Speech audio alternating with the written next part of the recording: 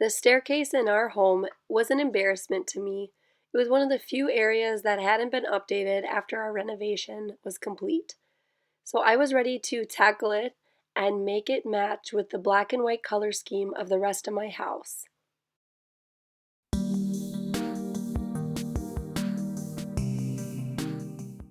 Hey everybody, it's Melissa from Welcome to the Woods.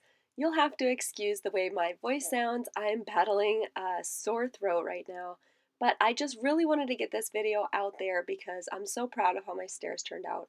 So I'm filming it anyway. Okay, so you'll see here that the first step was taping off the edges of the carpet. This is so that I can use a roller instead of a precision paintbrush to work on the majority of this project. It actually works really good to use frog tape because it has the edge lock technology. This way no paint would get on my carpet. Then I came in and I sanded areas where the old stain from our, I think, almost 100-year-old staircase was all bubbled up. And this was on a lot of places. I also ran my orbital sander along the railing just to make everything smooth. You can see that I'm using protection. I have both earplugs and a mask on because this finish, this varnish, is really bad to breathe in. At the bottom of the stairs there was a track and also a door jamb because there used to be a door blocking off like the whole upstairs for when they used to heat the house with a wood stove. We don't need that anymore, and I don't ever foresee having a door down here, so I removed it. I'm using latex wood filler to also fill in where the latch from the old door was and where the hinges were. This took multiple layers. I think I did 3 layers, plus at the end I added some joint compound too to make that smooth. I also added the wood filler in all the nail holes that were on the risers. I don't really know why there were so many. I assume there was once carpet installed on here. I filled them all in before sanding and painting. Now the tack cloth is a great little tool. You can get it at any hardware store for very cheap. It's a super sticky cloth that picks up all the sanding dust so that you're completely ready to paint, and it really prevents interference with the adhesion of your products. You can see that my orbital sander was a star player in this. I cannot even imagine if I had to sand all these staircases by hand. But yeah, this is where the latch was from the door, and once I went over it multiple times, it looked really, really good. And of course the tack cloth again. It's really important to make your prep thorough because the more prep you do, the better your paint job is going to turn out. The handrail I moved out of the way to bring in my basement. I'm going to be painting this too. I'm painting it black, but I just didn't think it would be as easy to do on the wall, so I removed it, brought it downstairs. Then it's also out of my way for the jamb at the bottom of the steps. Now you'll see me remove the HVAC return vent that's on the bottom of the stairs. And once that was gone, there were no more obstacles in my way and I could start with priming. All products that I'm using will be linked in the description. This is not a project for the impatient. It took me about 40 hours to complete. If you have 2 folks working on it, you might be able to accomplish this in 1 weekend, depending on paint dry time. It took me about 3 weeks to complete the project because that's how much time I have between my family life, social calendar, and everything else.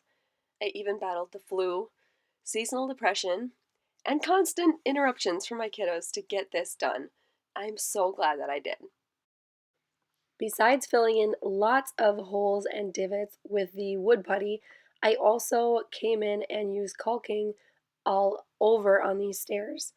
The reason I primed first was because priming allowed me to see all of the cracks and crevices that needed to be filled with caulking. And I did this a lot of places with tape so that I could have a really crisp, nice caulking line. Finally, when the caulk was dry, it was time to start painting. The paint I used was specially made for trim.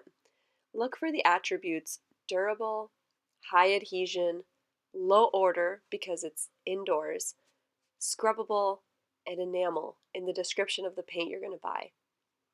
1 coat coverage is nice for black and white colors because then you know you'll get coverage in 2 coats.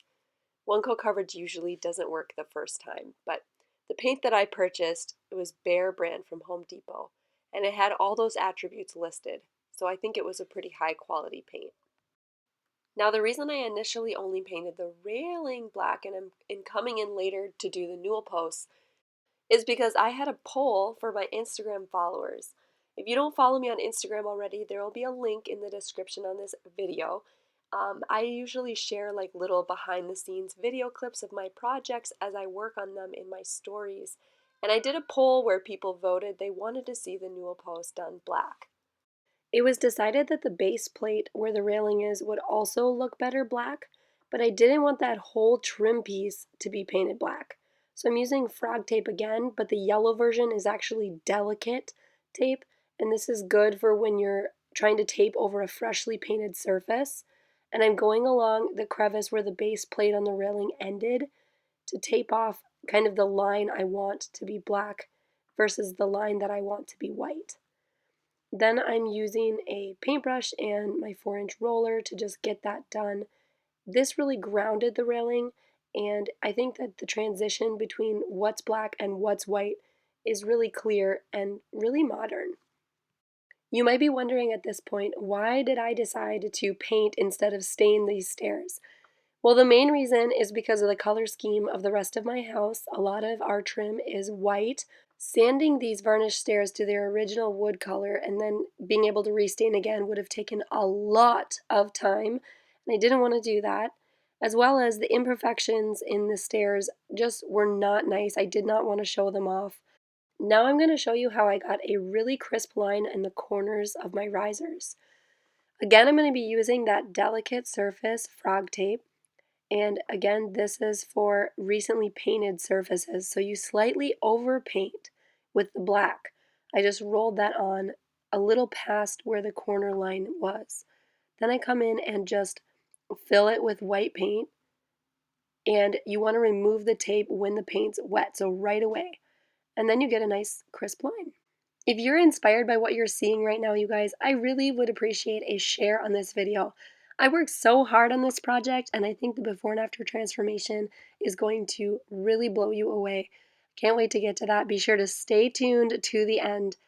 After every single surface had 2 coats of paint done, and it was dry, finally I could remove the painter's tape from the carpet.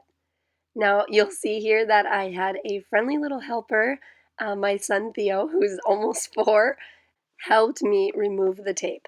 If you've done much painting, you know how rewarding this step can be. Then it was just touch-up time. I came in and I painted along any spots that I missed and got the paint job ready for polycrylic. Because this is such a heavy traffic area, I thought it was really important to choose a satin polycrylic to protect my paint job.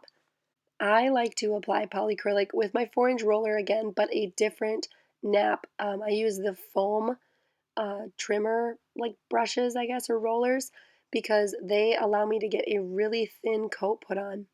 I did 2 coats of polycrylic across all the stairs. This step, I'm just replacing the vent. I had used the same black paint, which was appropriate for metal. It said it adhered to metal, to paint the vent, and I also used it to paint the handrail. The pitch of our stairs is pretty steep because it's an older house. So this handrail is super important for elderly and children going up and down. It's another reason why we didn't remove the carpet when doing this renovation, just in case somebody happened to fall down our stairs. Now here's just a reminder, this is the before, and our stairs were just in such poor condition, really, really banged up. I cannot express how much of a difference the paint job has made. I think you can see from these before and after shots that it is way more modern, way more clean, and it really finally matches with the rest of the house. It is amazing what paint can do. Again, if I've inspired you with this makeover, please take the time to share this video and support my page. You can follow me on YouTube and Instagram as well. Thanks for watching. We'll catch you next time, and welcome to the woods.